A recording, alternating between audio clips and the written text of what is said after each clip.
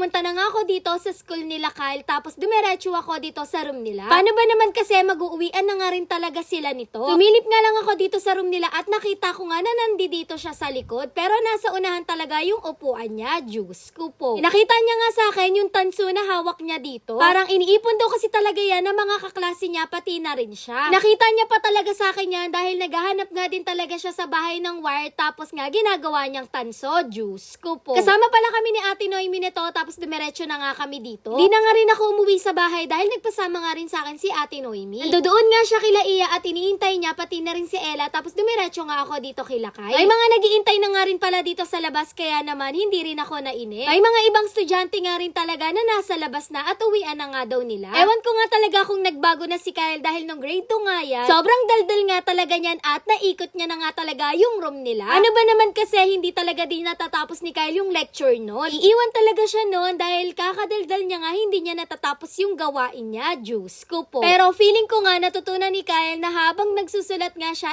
dumadaldal siya. Paano ba naman kasi? Bilis na nga rin niya talagang matapos sa lecture niya. Kaya maya nga uwian na nila Kyle, tapos sinalubong na rin ako ni Kyle at dinala na nga niya sa akin yung bag at tumbler niya. Wala na nga laman yung tumbler ni Kyle, buti na lang talaga at bumili si Ate Noemi ng tubig, tapos sinalin ko nga dito sa tumbler ni Kyle. Nagpalit na nga rin pala si Kyle dito ng jersey niya. Sa suot naman ni Kyle, dito ko nga pinalagay sa may backpack niya dahil iuuwi ko nga yung bag niya na yan. Hindi nga sana magpapalit si Kyle ng shoes dyan, pero natatawa nga siya sa sarili niya dahil hindi nga daw bagay. Nagpabango na nga rin pala si Kyle dito at nagpalit na talaga siya dito ng sapatos. Gaalangan pa nga talaga yan, paano ba naman kasi baka daw masira yung sapatos niya at hindi na siya makabili. Diyos ko po. Alam kasi ni Kyle na hindi namin siya ibibili ng sapatos niya. Kaya naman iniingatan talaga ni Kyle yan kasi yung bigay sa kanya ng Shuttle Prime. Nung kinabukasan naman, nung kinahapunan, pagkasundo nga namin kay Stanley Eat sa school nila, diretso na rin pala kami sa school nila Kyle dahil magkasunod nga lang yung uwian nila. Iniwan na nga muna namin sila mama sa miltihan para nga kami na lang yung susundo kay Kyle. Kanina pa nga talaga kami naghihintay dito, paano ba naman kasi itong si Kyle nakatambay pa nga daw sila dun sa may grade 2. Diyos ko po. Labas na nga sila nung nakita namin sila ng classmate niya. Tanong ko nga siya dyan, tapos sabi nga niya sa akin may pinuntahan lang daw pala sila doon, tapos napatambay na rin sila. Hangin kasi doon, tapos may parang umbrellang upuan, kaya naman namahinga na nga muna daw sila doon dahil ang dami daw talaga nilang ginawa. Alam kasi talaga ni Kyle na malahit nga talaga yung bibig ko. Diyos ko po. Kaya naman kinis na nga muna niya kami ng daddy niya dito para daw kahit konti daw tumahimik nga daw. Tapos bago nga magdire-diretso talaga yung sinasabi ko dyan, nagpaliwanag na nga kaagad si Kyle para daw hindi ako salita ng salita. So ayun, okay na nga at napaliwanag na nga sa akin ni Kyle. Diyos ko po. Kaiwan na nga muna pala kami sa daddy niya dito sa MN Cafe. Ano ba naman kasi kagabi pa nga talaga nagkikrave si Kyle sa fries na ang flavor ay wasabi. Diyos ko po. Iyakan niya pa nga talaga kagabi yan, pero anong oras na kaya hindi na rin talaga kami nakaalis. Kaya pagtikim niya dito, grabe, tignan niyo naman yung reaksyon ng mukha ni Kyle. Sobrang satisfied nga daw yung mga ginawa niya ngayon sa school. Kaya maya nga sumunod na rin pala yung daddy ni Kyle dito dahil may binili rin siya. Tapos sila mama naman nasa kabilang cafe nga. Kami kasing tao dito, kaya naman doon na lang talaga sila pumwesto. Naaya ko na nga nito si Kyle, pero sabi niya, kakainin na nga muna niya to, tapos doon na nga lang daw niya itutuloy. Diyos ko po. Kaya maya nga pumunta na rin pala kami dito kila mama, tapos nag-order na rin ng drinks. Si Kyle naman nagpalabok at chicken pa. Diyos ko po. Order na nga rin pala sila mama dito. Si Kyle hindi naman na yan nag-drinks, water lang daw ang gusto niya. Dalawang fries na nga talaga yung in-order namin kay Kyle dahil gutom daw talaga siya. Yun lang. Thanks for watching. Bye-bye.